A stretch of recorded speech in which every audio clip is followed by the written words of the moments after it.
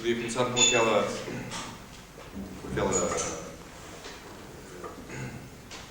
citação. É a segunda vez que aqui venho e com muito prazer e muito gosto, porque de facto é a segunda vez que estou aqui mais ou menos metido numa situação semelhante, uma situação parecida com esta, da primeira vez em relação a uma outra exposição, desta segunda vez em relação a uma exposição com características particulares. Eu proponho já que desfizéssemos um bocado esta ideia de conferência, esta ideia e passássemos a ter, pura e simplesmente, a oportunidade de ir colocando perguntas às pessoas que estão diretamente envolvidas na exposição, nomeadamente Fernando Calhau, que é o artista que aqui está, nesta sala, cujos trabalhos estão nesta sala à volta. Eu vou só fazer uma pequena introdução, dizendo como é que surgiu a ideia desta exposição e como é que ela se formou. Primeiro que tudo, a explicação em relação ao título. O título já deu origem a um artigo interessante num jornal daqui da Madeira, que tinha como título os Rolling Stones na Porta 33, no Museu de Funchal. De qualquer maneira, é curioso. Não, seria interessante que eles tivessem também vindo, mas não foi o caso. De facto, o título da exposição chama-se Penny Black. Penny Black é um título de uma antiga canção dos Rolling Stones e não surge diretamente por nenhuma paixão muito particular por essa canção ou por um valor simbólico muito importante dos Rolling Stones, mas porque aquele título, que de alguma maneira estava na memória dos dois artistas que intervêm nesta exposição, tem alguma ligação geracional com os próprios artistas, por um lado, e por outro lado, resumia, de uma forma talvez feliz, a paixão pelo negro e pela pintura monocromática negra, que foi, digamos que, a ideia central que acabou por informar a exposição. O segundo esclarecimento engraçado é de que esta exposição se fez ou se construiu em dois volantes, em duas mãos. É uma única exposição aqui nas instalações da Galeria e na Porta 33 e no museu. E é uma única exposição porque ela foi pensada como um todo, como um núcleo, como um núcleo coeso, embora em duas situações de exposição diferentes.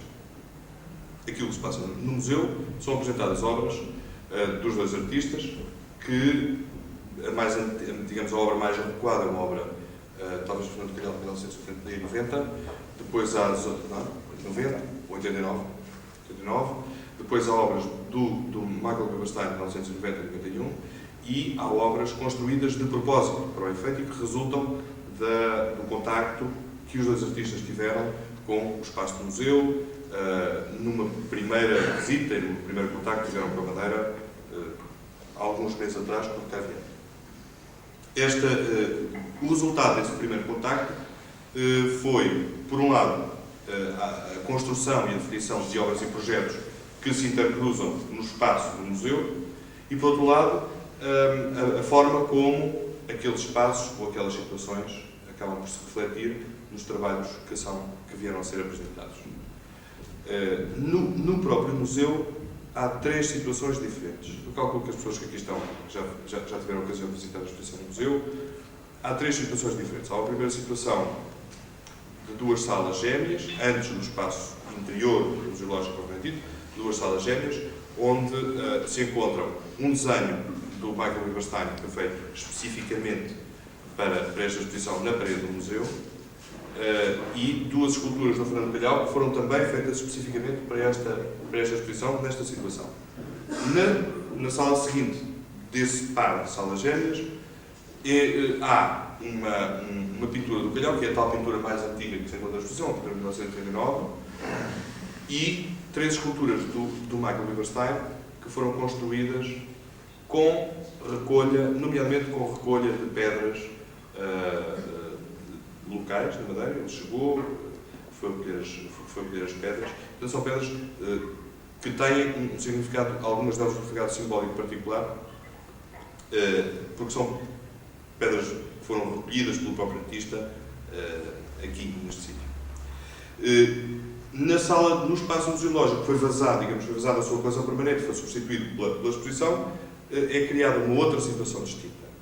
E essa situação é do confronto muito mais direto de pintura, pintura muito recente, no caso de Fernando Calhau, pintura de 94 e já 95, que criam muito em torno da situação que foi o leitmotiv de toda a exposição, que foi o preto monocromático e o tal mútuo interesse do preto monocromático. Digamos que nas telas do Fernando Calhau, aquilo que se nota é a continuação de um interesse que era conhecido toda a gente há muito tempo pelo preto monocromático. Nas telas do Michael Bernstein que são apresentadas, recolhem-se 3 situações distintas. Uma situação da utilização de uma barra negra horizontal como uma predela, que marca uma linha do horizonte, a utilização de uma outra situação de uma tela que está em depósito de articulação de serralves, que tem uma barra negra vertical e, portanto, que marca uma espécie de barreira de visão ou de contraponto à leitura do resto do quadro, e uma terceira obra que não tem nenhuma barra negra e que marca talvez a forma como a pintura dele, a inflexão que a pintura dele veio a tomar entre 1990 e 1991. Portanto, temos, digamos, na pintura de Michael uma percepção cronológica entre a segunda sala e a terceira sala de transformação que teve. Aqui na galeria, o que é apresentado são desenhos do Fernando Calhau, esta série de desenhos que aqui está à volta, que são desenhos de 1992 e 1993 e 91 e 93, da série Diários, que foi apresentada em Lisboa, na Galeria Cómicos, em 1993, e parcialmente, não foi toda apresentada. Estes foram todos, não sei se estes foram. E em cima, na sala de cima, temos desenhos do Michael Bernstein, feitos já especificamente para esta exposição, e uma das esculturas que marca um ponto de ligação com o trabalho que é apresentado no Museu de Arte Contemporânea.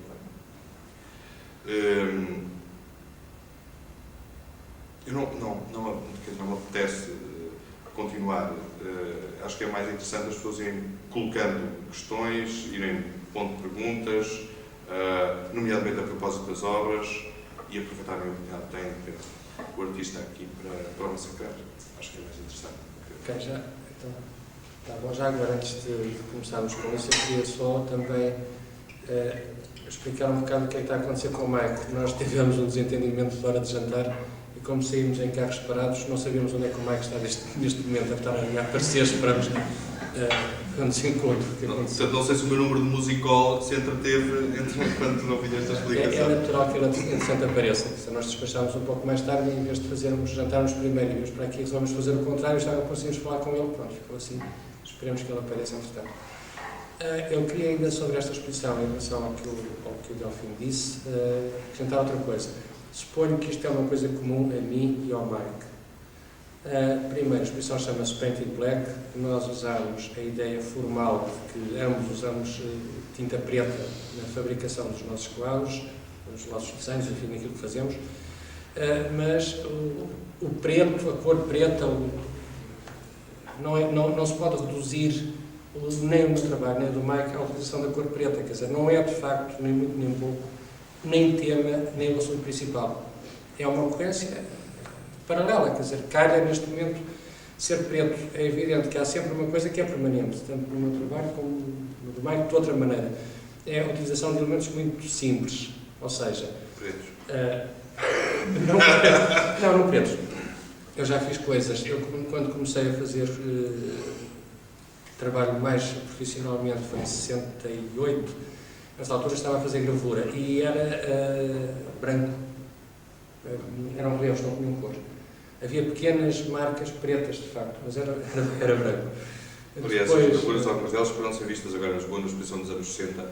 Eram dessa série, não gravuras dessa série, totalmente branco. Foi engraçado, porque eu, quando aprendi gravura, em primeiro lugar, porque gostei do aspecto que o papel tinha, que a matéria da tinta, como se comportava sobre o papel, estavam uns relevos muito subtis e davam um aveludado às cores, e a todas as zonas de impressão tinham um aveludado muito interessante, que me agradou bastante à partida. E depois de aprender gravura, cheguei à conclusão que não valia a pena utilizar aquilo, que era um bocadinho excessivo, que era um bocado a mais. e a partir daí então é que comecei a fazer gravuras brancas. Ao mesmo tempo eu fiz gravuras pretas, aí já monocromáticas, em 68 exatamente. E com uma forma definida, com a chapa cortada numa forma que não seria o retângulo ou o quadrado normal da gravura, desse tipo de arte. Portanto, era uma coisa que na altura se chamava shaped, eu prefiro chamar configurado, acho que é uma palavra que se adapta bem à situação. Mas usei sempre as cores, mais tarde fiz coisas verdes e formas estruturantes de espaço, mas sempre utilizei a cor como um elemento de demarcação. Quer dizer, quando era verde era porque tinha que ser verde, era uma coisa imperiosa que me forçava a fazer em verde. Depois passou a ser preto e variações de cinzento, e não também por causa de uma forma de negativismo ou de pessimismo em relação à arte ou à vida, ou o que fosse, por simplesmente como uma forma simples e muito direta e muito prática, muito eficiente, do meu ponto de vista, para funcionar em termos de pintura. Também quero dizer que não tenho nenhuma intenção chocante ou provocante em relação ao trabalho que faço, não é nada essa ideia. Antes, pelo contrário, eu considero um pintor na continuação da arte ocidental. Tu e o teu colega Leonardo da Vinci. Eu e o meu colega, os meus colegas, os meus queridos colegas, quer dizer, é evidente, tenho ídolos por aí fora na história da arte, desde o Giotto ao New Warhol, misturada muito grande.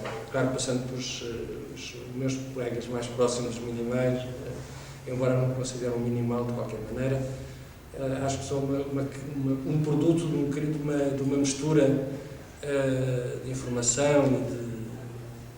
Agora posso pôr uma pergunta? Claro. Porquê é que não te consideras um minimal? Porquê que não és um minimal? Não, acho que sou um bocadinho barroco demais para ser minimal. Não parto para... Não é importante para mim a forma pura. Para o minimalismo é importante a forma como conteúdo ela própria, ou seja, o próprio formato da tela já se define como conteúdo da obra. Para mim isso não acontece, é necessário um bocado mais. Já houve alturas em que isso esteve muito perto, mas quando estive mais perto, de um tratamento de superfície muito mais barroco, muito mais agitado, embora fosse também sempre só uma cor. Aliás, isso corresponde ao período da peça que está mais antiga, que está no museu, que tem as duas chapas de ferro e que tem as duas placas de pintura. Aí é quando estaria mais perto de minimalismo. Depois disso não voltei de facto a estar. Parece. Isso é engraçado. Estes desenhos aqui são de 91, 92, 93. Estes desenhos são de 89. Estes desenhos são um diário. Isto é um formato que eu uso frequentemente. Em períodos intercalares. Às vezes faço muitos, agora desde que fiz esta exposição não voltei a usar este formato, não voltei a desenhar nestas folhinhas de papel. Mas servem para fazer uma coisa que para mim é útil, é um trabalho que eu só achei graça depois de mostrar em conjunto, mas há mais para trás e haverá mais para a frente, que é um trabalho de reflexão, de fazer um pouco o que já está feito de outra maneira e procurar outro tipo de comportamento e de tentativas de aproximação das mesmas coisas por outras vias. Isso é um exercício para avançar no trabalho, quer dizer, é um exercício rápido para avançar no trabalho. E qual é a relação que tem os desenhos com o trabalho que apresentas no museu? Com este trabalho mais recente destas pinturas quase parecem céus noturnos? Não tem muito a ver com essas pinturas, de facto. Estas pinturas têm mais a ver com as coisas de... Estes têm muito a ver com, vamos lá ver, com coisas do período verde, por exemplo, em que havia uma margem toda à volta. Eu preciso dizer quando é que é o período verde? O período verde nos anos 70, 72, 73. Havia normalmente uma superfície monocromática a meio, que era verde pura, sem matéria nenhuma, e depois uma margem toda à volta, ou uma cruz. Enfim, quando eram zonas de identificação no espaço. O espaço era cortado em diagonal, ou então toda uma margem, toda, como se fosse um passo-partout de outra cor, com variações luminosas, que não eram entendidas como trompe-l'œil, nunca, o meu objetivo nunca foi esse. E essa situação aparece muito naquela série. Há sempre uma zona central, e depois um tratamento das margens, que às tantas cria falsas perspectivas, que às tantas cria janelas ou passagens ou corredores. Todas essas possibilidades de leitura, na altura destes desenhos, para mim foi importante, porque isso permitia-me criar variações sobre uma coisa que já estava feita. Quando falas destes desenhos, tens uma linguagem quase figurativa para falar. São quase figurativos. são de facto uma adaptação ainda de uma coisa que era muito abstrata, que é abstrata. E de facto aqui nestes anos, eles quando foram expostos, não é? Quando os foram pendurados na parede, foi feita uma divisão, não é? Que tu fizeste, não? Já não me lembro. Não era assim, não era assim. Não, fizeste uma divisão em que dividiste em 3 blocos. Um bloco é aquele que está naquela parede, não é? Sim. Outro, que é este que começa nesta cruz, Sim, está havia atrás. mais desta série, Não é? Havia mais desta série das cruzes. E acaba ali. E outro que corresponde àqueles 3 que estão ali ao fundo. Foi feito. Sim, Estes 3. Eles têm alguma. Qual é a relação cronológica que eles têm? Eles têm alguma relação cronológica? Suponho que aqueles serão. Mas eu sei que há um de 93, mas também de 91. Ou seja, há normalmente a passagem. Porque cada vez que são feitos os desenhos, normalmente cada vez que faço desenhos deste formato, vejo os que estão para trás e vejo os que. Pronto, tudo que já está feito. E por isso posso repegar numa ideia que já estava mais atrás de 91, ou posso ir a pegar num 93, por exemplo. Não é obrigatório pegar por fim. Isto é uma série, mas não é uma série de facto cronológica. Não é cronológica, é recursiva. Faz trabalho. É, dá para andar para trás e para a frente. Portanto, não há bem uma cronologia, quer dizer, há pegar em pontos, no fim de contas. Eventualmente estes serão os mais antigos, que têm mais a ver ainda com aquela situação de cruz dentro de um retângulo. Agora, só para dar uma perspectiva final, estas coisas que estão no museu que têm vaga figuração de nuvens,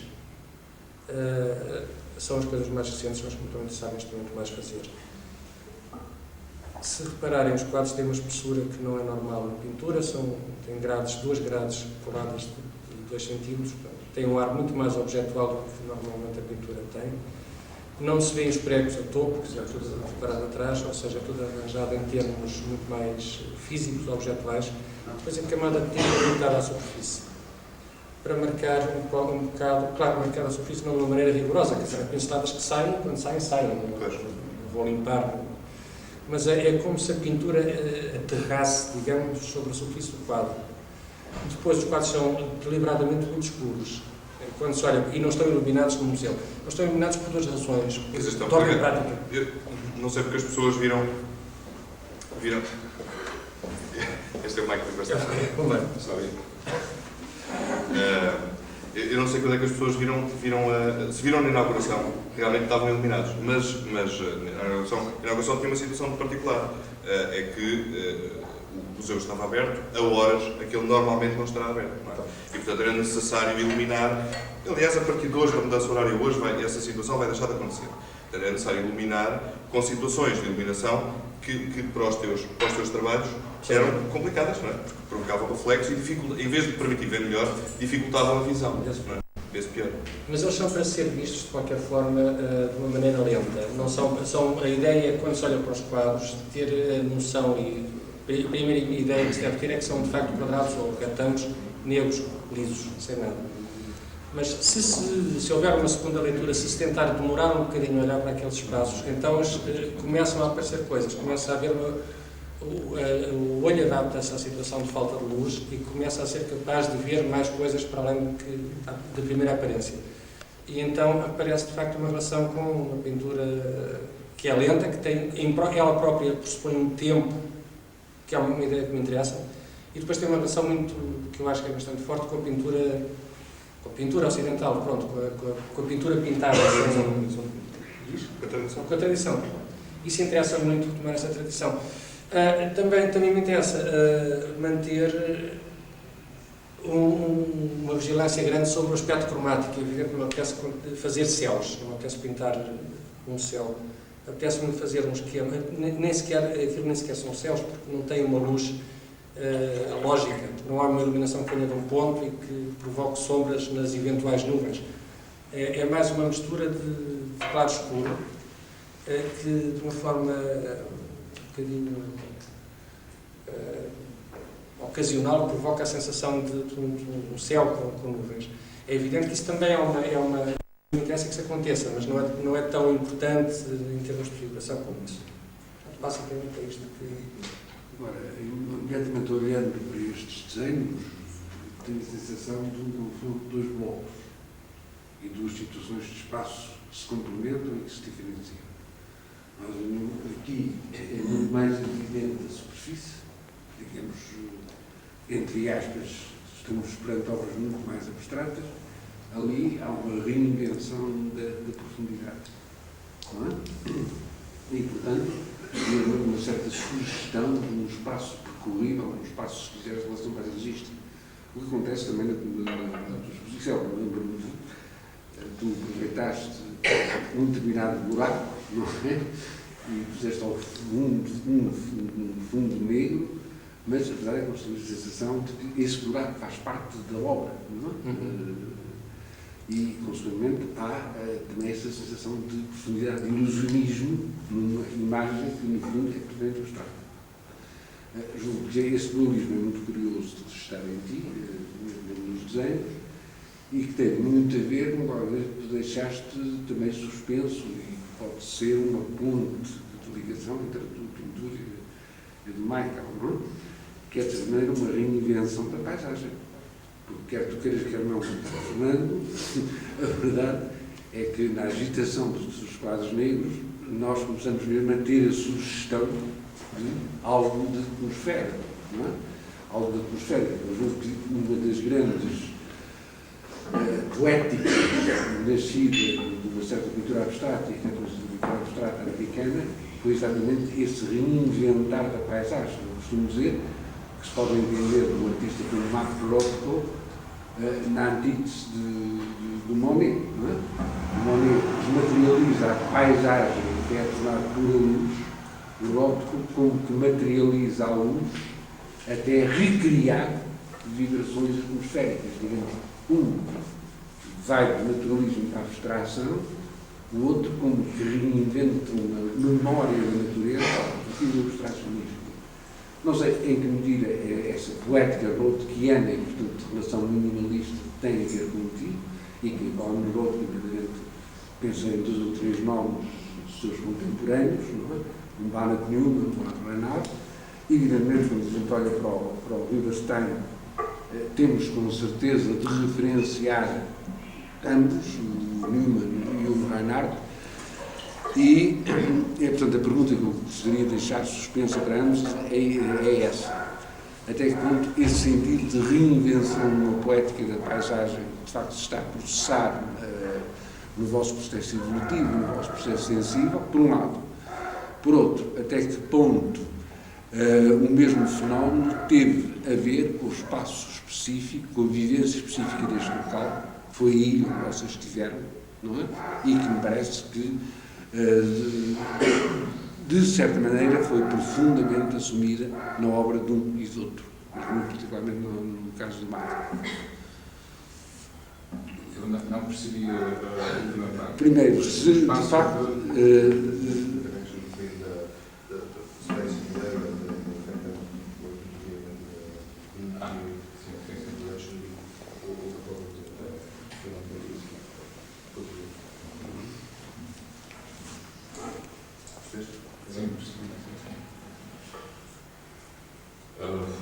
Eu ia dizer que trabalhar aqui na Madeira não é necessariamente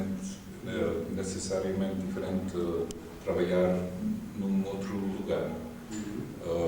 Mas o que é diferente são os materiais que se pode encontrar aqui, e acho as referências ao Rothko e ao Monet são referências que estão presentes no meu trabalho, no trabalho do Fernando, com certeza também, mas não são presentes de uma maneira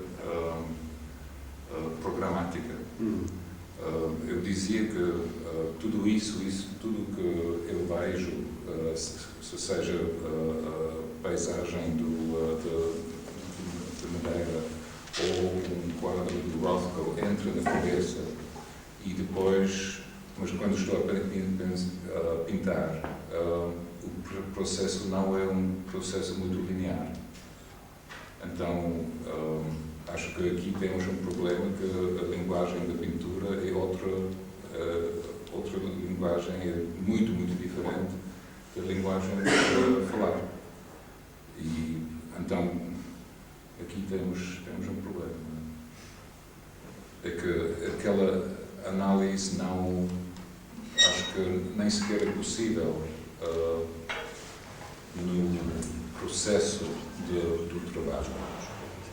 Do meu ponto de vista, talvez é possível por fora, mas isto será sempre uma versão, não é? Há certamente também várias versões de olhar para as pinturas de Monet ou do Rothko. E então eu não posso falar do meu trabalho de uma maneira certa, porque eu estou demasiado dentro do trabalho e não posso dizer que este lugar aqui agora, ou a pintura do século XVI, ou que tem que ver muito com os problemas que estou a fazer agora. Eu, bem que tenho certas referências que talvez são atuais, são interessantes para mim do momento. Por exemplo, há uma das pedras lá no museu agora, aquela pedra que tem quatro coisas de cor.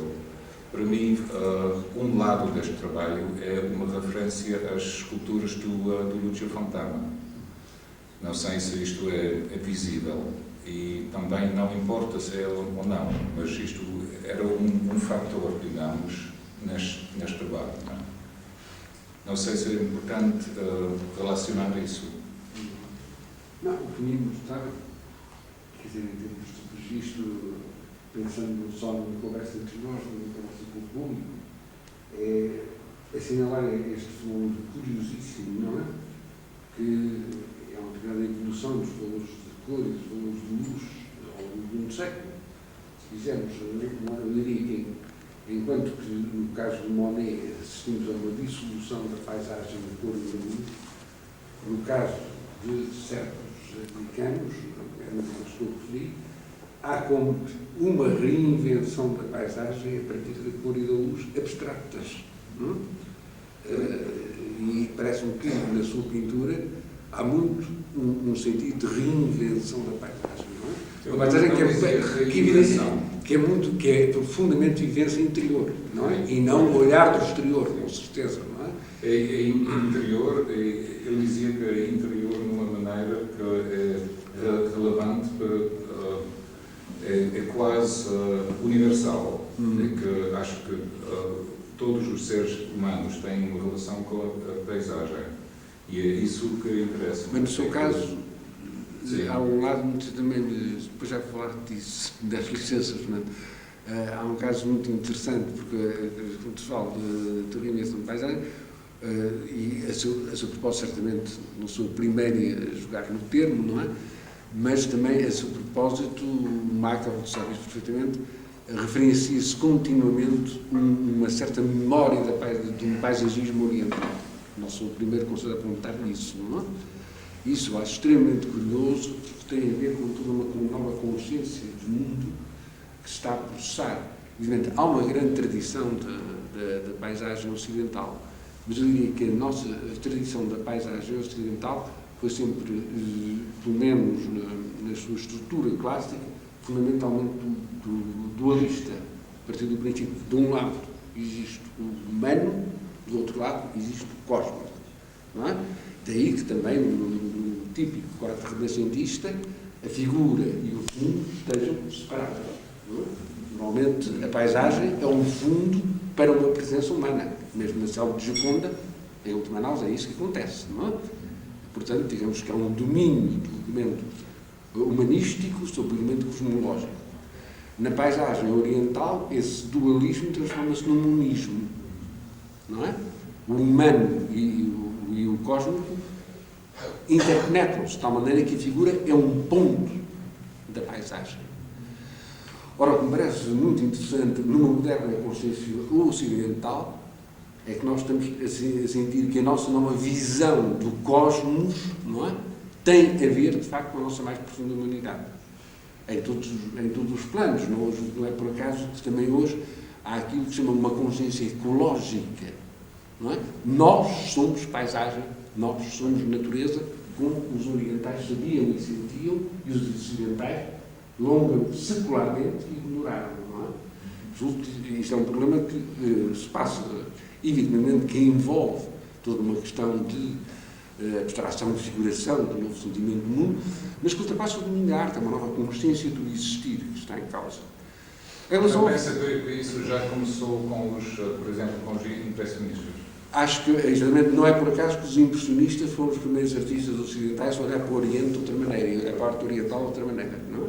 Eu dizia que não é influência tal, não é influência do Oriente, que é mais uma pesquisa do interior do ser humano.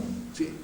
Mas o que é válido para os orientais e para os Aliás, ocidentais. eu acho que a palavra influências é uma palavra de uma que se tornou um chavão com uma crítica de arte muito medíocre, não é? Porque no fundo é extremamente suspeito. Eu acho que no fundo só há influências quando há afinidades sensíveis. Não é? Só estou influenciado por aquilo que vem ter comigo, não é? Como me sinto afinidade, seja em que campo for. Não é? Embora não negue, evidentemente, que a presença de um grande mestre, todos nós, quando vimos o Rothko, por exemplo, a primeira vez, sentimos que nos marcava, não é? E de uma maneira ou de outra ia ter a ver connosco, não é? E mesmo sucedeu com o Monet, com um dos grandes Monets, com certeza, não é? Mas, portanto, é esse sentido da paisagem pós-abstrata, se quiser, na sua pintura, interessa muito. E lembro que o Fernando Calhau também foi sempre um artista de rigor abstrato, desse assistismo do preto que referias há pouco. Foi também um artista que recorreu a uma poética paisagística, embora muitas vezes através do elemento fotográfico. Eu lembro de paisagens tuas, não é? Porque eram espaços de infinitude, eram espaços de mar, por exemplo, não é? E o que me parece é que agora em ti também há uma espécie de interpretação do pintor abstrato que tu foste com o lírico de paisagem que foste sem pintura. Mas sabes que a construção é sempre, eu estava agora, disse exatamente agora uma coisa, eu não tinha pensado nisso porque estas coisas não se pensam. Estes desenhos têm de facto uma relação muito figurativa. É muito fácil encontrar-lhes uma ligação figurativa, nesta série sobretudo, mas são construídos de uma maneira perfeitamente mecânica e não figurativa, ou seja, aquelas margens que tu vês, as 4 margens à volta, são feitas, eu mostro como é que é, o método é o seguinte, é tapar isto com uma máscara e riscar com carvão. Depois fazer a mesma coisa para este lado, a mesma coisa para este lado. São todos feitos assim. Mas de qualquer maneira, quando olha para esses teus desenhos, temos quase uma sensação da porta. De portas, de perigos e isso. Portanto, o espaço corrível, o espaço novo em profundidade. E não é o processo, que interessa. Não, é o resultado. É o resultado, não sei. Que deixas ficar, não. Já tem mais uma baixa nesta primeira que está a começar a ser engraçado. O Fernando Perto está a colocar uma questão em relação ao Mike que tem a ver em relação ao trabalho dos dois que eu acho que é importante, que é muito importante, que é a questão da paisagem. Talvez em relação a ti de uma forma mais sutil, ou menos óbvia, em relação ao Mike de uma forma mais assumida e mais declarativa. Há um dado que eu achava que era engraçado, há um conceito que eu achava que era interessante pormos também falarmos dele, que é o conceito de Landschafterei, que era um conceito do Philipp Otto Runge, que propunha a substituição o ocupar todo o espaço da pintura, não é? Em alemão Malerei, por em vez de pintura, como é que se diz? Não é paisagismo, mas é uma arte cujo tema e cujo interesse e cuja vocação fosse trabalhar sobre a paisagem, não é? E daí, Landschaft paisagem, Landschafterei, não é? Portanto, uma arte que seria uma conversão de toda a atividade artística numa meditação sobre a paisagem.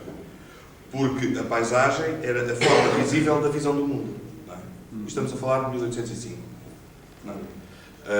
A forma visível é através da paisagem que o homem encontra uma estruturação moral para o mundo. É esta a expressão do Philipp Otto Runge, que é uma expressão muito interessante, não é? Quer dizer, o homem só encontra uma estruturação moral para si próprio pelo confronto com a forma sensível como ele vê o mundo ou como ele sente o mundo, etc.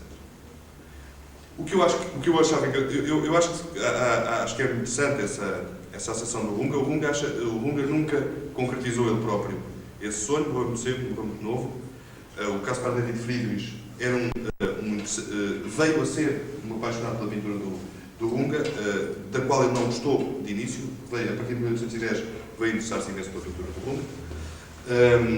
E veio interessar-se imenso por esta ideia do Landschafterei, da ideia de que a arte pode-se converter toda ela num processo de pensamento sobre a paisagem. E o homem, e mais como um enorme processo ético, não é? Do homem olhar para o mundo, sentir o mundo e aperfeiçoar-se moralmente através da maneira como ele vê o mundo na paisagem. E, portanto, resolvendo até pelas influências orientais que o princípio do século XIX recebem, resolvendo essa conflitualidade da alteridade da paisagem. A paisagem é a concretização moral do homem no mundo. E o que eu acho engraçado hoje, se pensarmos, podemos servir, este conceito pode continuar a ser um conceito interessante. Quer dizer, podemos continuar a olhar para ele e achar que é um conceito interessante e tentar entendê-lo de uma forma atuante. O que se calhar temos que repensar é aquilo que nós entendemos por paisagem, no meio deste conceito. Temos que se calhar abrir imenso o campo da paisagem, não é? E ver que, há bocado quando o Mike estava a falar do tipo de influências, é uma palavra talvez infeliz, não é? Mas de referências, de situações que se passam no processo criativo, não é? O Mike estava a dizer que, sim, a Madeira, com certeza, depois esteve aqui, não é? Mas também muitas outras situações que têm a ver com o interesse dele por pintura mais recente, a referência ao Lúcio Fontana, por exemplo, aos do Lúcio Fontana, ou outras quaisquer. Se calhar, como paisagem, não é? Temos que alargar o campo da paisagem para todo um campo de referências que faz um universo visual, e se calhar isso tem, de alguma maneira, tem alguma coisa a ver com aquilo a que recentemente, aqui há uns anos, não é? A polémica do pós-modernismo era uma polémica sobre os limites da paisagem possível. Quer dizer, de que paisagem é que nós estamos a falar hoje em dia? De que contextos paisagísticos é que nós estamos a falar? E quando falamos de paisagem, estamos a falar não só de um confronto dual, não é? Mas estamos a falar de uma relação de vivência, de situações que podem ser situações de referência visual, literária, podem ser situações de toda a imagética da paisagem, das várias paisagens que hoje consumimos permanentemente. Por exemplo, há uma recursividade aqui da pessoa. Tem a noção de que haverá aqui uma reflexão figurativa, de alguma maneira. Eu lembro, não sei se tu recordas, mas eu segui de perto quando o Calhau estava a fazer estes desenhos. Fui falando dele muitas vezes quando ele estava a fazer os desenhos e vi alguns durante o processo de fabricação dessa sorte. E lembro-me que coincidiu com uma altura do início de um particular interesse teu pela Ilha dos Mortos do Brooklyn. Não sei se recordas. E quando se olha para a Ilha dos Mortos, do Brooklyn, sim. E eu acho que hoje, quando se olha para estes desenhos, se não souber isso, obviamente que isso não é uma referência, quer dizer, não é alguma coisa que venha. Mas hoje, se pensarmos nisso, eventualmente isso não foi na altura importante diretamente, obviamente que há uma mimética da profundidade que se calhar tem a ver com esta zona final dos quadros. E alargar essa noção de paisagem, não é? Quer dizer, deixar de estabelecer a paisagem e o indivíduo, não é? E tentar perceber a paisagem de uma forma interrelacional entre o indivíduo e as suas próprias referências. Se calhar a televisão é uma paisagem importante hoje, não é? Por exemplo, mas para além disso, me parece que está a acontecer muito, julgo que não é por acaso que, além de uma história de arte, complementarmente a uma história de arte, há uma história de gosto, não é? E nós hoje estamos a descobrir o Brooklyn, estamos a redescobrir o Friedrich, ou seja, depois de uma situação de abstracionismo radical levado até ao objetualismo, se quiser, cínico, de Stella, isto é um quadro, é apenas um quadro, mais nada, não procura mais nada, não tem conteúdo nenhum. Pois é, dessa absoluta negação conteudística, ou, já em simultaneidade com ela, aparece de novo uma opção conteudística da pintura. Quando não íamos descobrir o Friedrich. O Friedrich é o cúmulo do conteúdo. É a procura de um sublime, não é? Eu julgo que, de certa maneira, o Rothko, o Reinhardt e o Newman também são isso. No contexto da pintura americana. A história da pintura americana nasceu com uma preocupação conteudística imensa que, a um determinado momento, dizia que estava neutralizada. Estava neutralizada com o Orwell, quando afirma que o Zooty é de factory, o restaurante pintar como uma máquina, não há conteúdo nenhum, e está neutralizada pelo lado abstrato como um Stella. Hoje, afinal, o que é que se passa? Nós estamos junto, ou na consequência dessa negação radical de conteúdos, ou estamos, não é, a sentir a necessidade de uma reinvenção conteudística. Ou estamos na ambiguidade entre uma coisa e outra. É por isso que eu dizia que não sou minimalista. Acho que estou ao mesmo tempo e a força. Tudo ao mesmo tempo. É isso. Mas era por isso exatamente que eu dizia que não é possível. Por isso é que eu acho importantíssimo que tenhas um lado minimalista, radical, embora, muito curiosamente, esse minimalismo, por sua vez, ali, aqui mesmo à frente dos meus olhos, me lembra o Malevich, e o Malevich também, não é? Que todos os minimalistas fizeram dos seus ancestrais, não é? O Malevich também, não é? Sendo o homem do radicalismo abstrato, não é? É o homem do conteúdo sublime. É um mistíssimo. Não é? É interessante porque Malevich situou-se no princípio da discussão exatamente desta, da conversa. Esta conversa é herdeira de uma outra conversa que começou lá atrás, quando esta discussão começou a ser formada. Eu sei que nós vivemos em um extremo nihilismo e uma extrema apetência, eu quase diria mística, pelo menos conteudística. Não é? Quase mística, sim. E essa contradição, se calhar estamos todos situados entre esses dois polos. Este minimalismo é de uma série chamada Diários. Não é? Portanto, tem uma vertente intimista que terá muito pouco a ver com o objeto, a Stella, claro. Portanto, estamos a viver uma época feliz, não é? Não sei se é feliz. Problemática e contraditória é com certeza, não é? Mas é que nós estamos a viver uma civilização onde o objetivismo, o mecânico, se tornaram vetores de uma força perfeitamente democrática, não é? A nihilização de valores também, mas onde a apetência, não é? Do reencontro com algo, seja pelo menos memória de sublime, se está de novo a fazer sentido. E que vai irrompendo, não é? E que se vai manifestando de formas diversas. Mas muitas vezes, mesmo através do humor, não é? Porque a situação é de tal maneira contraditória que tem assim uma carga de humor enorme. Mas é uma época boa, de qualquer maneira. Pelo menos não sabemos que vai acontecer tudo de uma maneira previsível. Não sabemos mesmo nada. Não há dúvida que estamos a viver num fim de século e os fins de século são sempre, em termos históricos, épocas muito curiosas, não é? Porque as contradições agudizam-se e, ao mesmo tempo, há sempre uma procura de síntese entre essas contradições nos fins de século. Claro.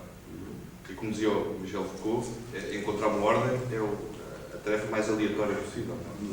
E, portanto, essas sínteses são sempre frágeis, não é? Precárias. Agarrando exatamente no que o Fernando estava a dizer, e na tua sugestão, Manuel, de que poderíamos pensar nesta exposição, especificamente, há um problema que se gerou durante a montagem da exposição, foi um problema engraçado. Já agora, quando se fala destas intimidades das montagens da exposição, as pessoas nunca as sabem, não é? Porque veem a exposição pendurada na parede e nunca sabem o que é que se passou durante o período da montagem, não é? Às vezes. Outras vezes é engraçado saber. Por exemplo, este dado é curioso. A exposição estava planeada, a montagem, tinha-se vindo cá, tínhamos cá estado, eles tinham visto espaço, os artistas tinham visto espaço, tínhamos juntado, tinha-se planeado a montagem da exposição. E quando chegou agora à colocação dos quadros na parede, todas aquelas decisões a tomar, se é 5 cm mais para a esquerda ou 5 cm mais para a direita, se vai ficar um bocadinho mais acima, um bocadinho mais abaixo. Na última sala, se bem se recordam, as pessoas têm 2 obras de Fernando Calhau e uma do Michael Riverstein, uma grande do Michael ao fundo e 2 do Fernando Calhau na parede de trás e outra que fica numa parede do lado esquerdo entre 2 janelas. Colocou-se na questão de saber da iluminação. Eu já falei disso, já falámos disso no princípio, o problema da iluminação, porque as coisas... Mas ali colocou-se o problema contrário, não foi com a iluminação artificial, mas foi com a iluminação natural. Com as duas portas abertas, o quadro que ficasse entre as duas portas ficava em claro desfavor de iluminação face aos outros, porque a luz que vem das janelas abafa a visão do próprio quadro. O Fernando Calhau não estava cá nessa altura, ainda não tinha chegado, não é?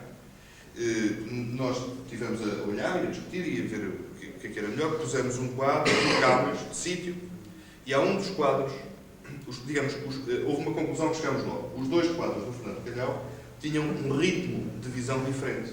Digamos, um dos quadros via-se ou conseguia-se ver estando menos tempo a olhar para ele, o outro quadro demorava mais tempo a olhar para ele.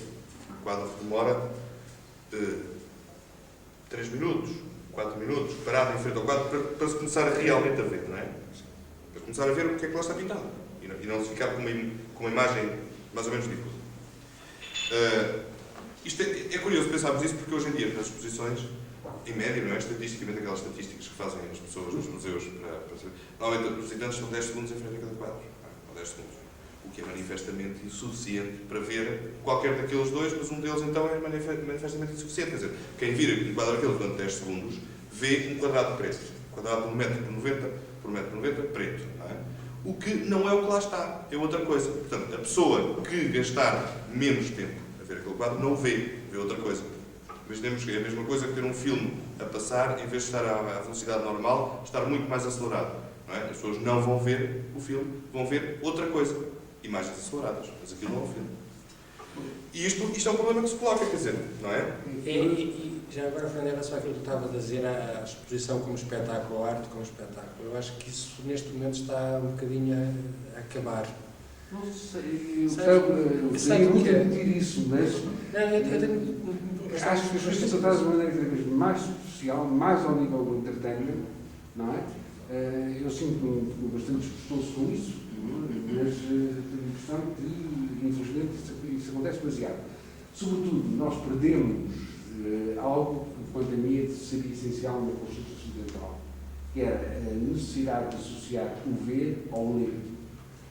Um quadro é visto, mas é através de um olhar que pressupõe uma capacidade de leitura das memórias que nesses quadros se condensam. Acho muito, certamente, acho interessantíssimo. Estou a olhar para os teus quadros, para aquela tua imagem, estava a lembrar do Malevich, certamente há um jogo de memória que eu projeto no quadro, que o quadro me estimula, não é? E portanto, eu não posso ver uma imagem artística como uma imagem de indiferença absoluta. Sei que tem uma condensação de memórias, não é? E, de certa maneira, o que eu procuro ao ver ler um quadro é até a minha cumplicidade com o processo criativo e com o espírito do pintor, não é? E isso é que é o apaixonante quando se gosta de pintura, é procurarmos essa cumplicidade e percebermos o tipo de referências culturais, de múltiplas referências sensíveis que se acumularam para permitir uma imagem, não é? Mas as pessoas hoje não têm tempo para isso, de facto, veem obras de arte um pouco como quem olha para livros de televisão. Toca, é giro, não é? E mesmo que tenham uma intuição que há qualquer coisa que está perturbante, as pessoas também não querem ficar muito perturbadas, porque vivem demasiado uma civilização da distração. E não uma civilização da meditação. É preciso recuperarmos essa dimensão meditativa. Mas sabes exatamente isso que eu acho que a publicidade, por exemplo, o envolvimento visual que nós temos. A publicidade procura chocar-te e dar-te uma imagem de atuação imediata. Não gosta muito que tu penses à volta daquilo. Não quer que tu penses muito à volta daquilo. Não é?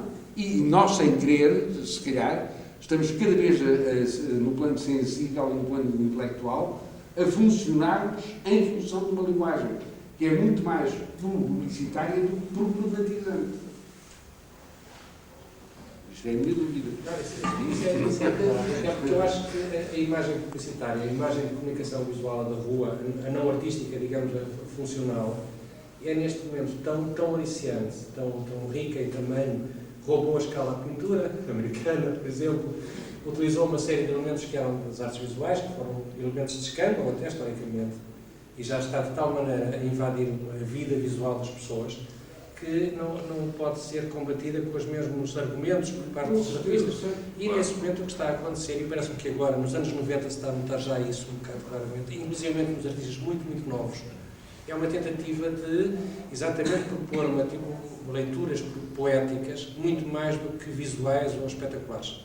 Isso está-se a notar muito claramente. Como podemos ver, a imagem hoje é muito mais um choque, não é? Do que a meditação, é chicotada. Todos nós nos tornamos masoquistas, gostamos imenso das chicotadas. A Benetton faz isso agora. De maneira. Já não são os artistas que provocam os choques, são as pessoas que querem vender camisolas que já fazem o choque deliberadamente. Antes já não são os artistas agora que podem usar esses mesmos meios, já não adianta. Tá? Daí também, por exemplo, uma das pessoas que me agarram nesta expressão, se calhar é necessário recriar para a pintura, que jogou muito na grande dimensão, também, como a mim, por influência de outras linguagens visuais, não é? Por necessidade de criar choque, mas julgo que, complementarmente a isso, é necessário recriar uma dimensão intimista. E isto é uma das coisas que me agrada muito, por exemplo, nesta tua obra, que imediatamente, ao nível dimensional, até sugere esse intimismo, e quando dizes que são diários, o diário pressupõe esse intimismo, não é? Próxima.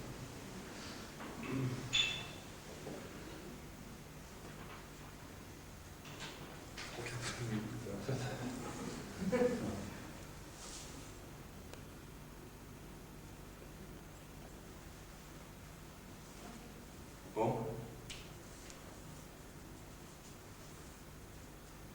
vamos pensar mais e ver mais. não, vamos ver mais. Vamos ver mais. Ir à exposição e jantar. Agora, se de qualquer maneira nesta exposição, de uma maneira ou de outra, paira essa poética possível de Alter e colorir-se na paisagem, eu sem qualquer sentido publicitário, congratulo muito com a poética destas emergir com alguma evidência num espaço paisagístico que tem a qualidade da madeira, não é? E evidentemente que sim. Embora na plena consciência de que não houve nenhuma intenção propositada dos artistas fazerem uma repetição para a madeira. Houve um feliz encontro num local onde é ideal, mas particularmente adaptado, particularmente enquadrante, não é? De uma poética dessa natureza. Há só uma referência que eu gostava de fazer que é concomitante ao problema da paisagem que temos vindo a falar, e que é a questão do diálogo. Esta exposição é toda uma exposição que é construída sobre a ideia de diálogo, sobre a ideia de que é possível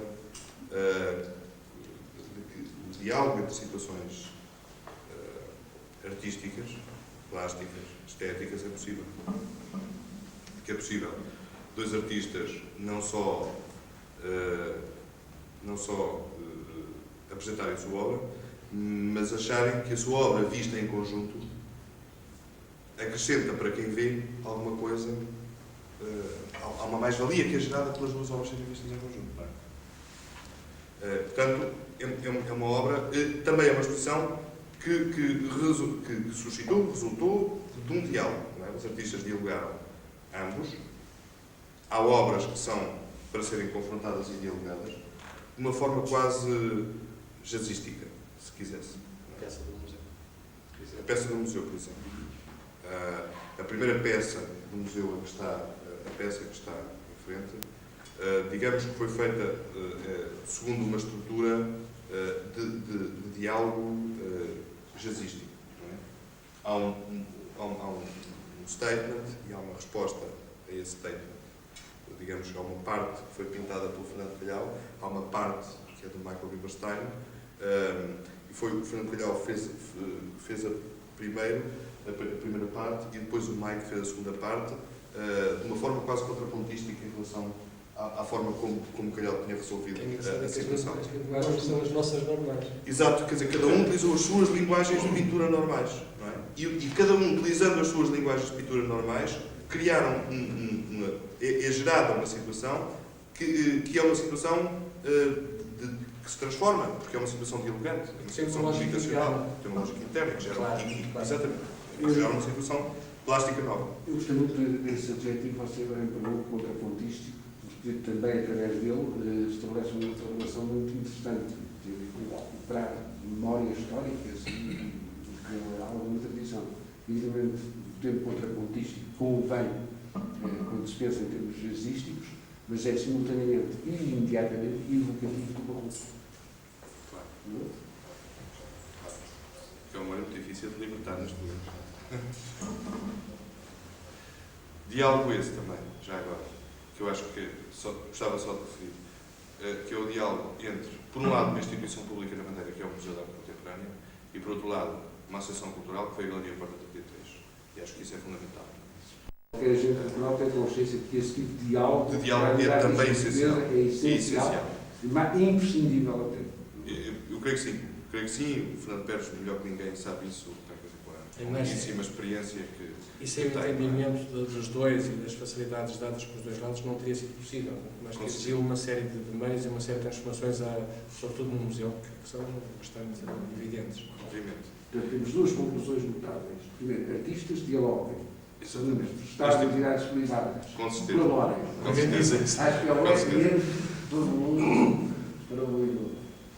E a terceira que é público, na próxima conferência façam perguntas. Deixa-nos ir jantar.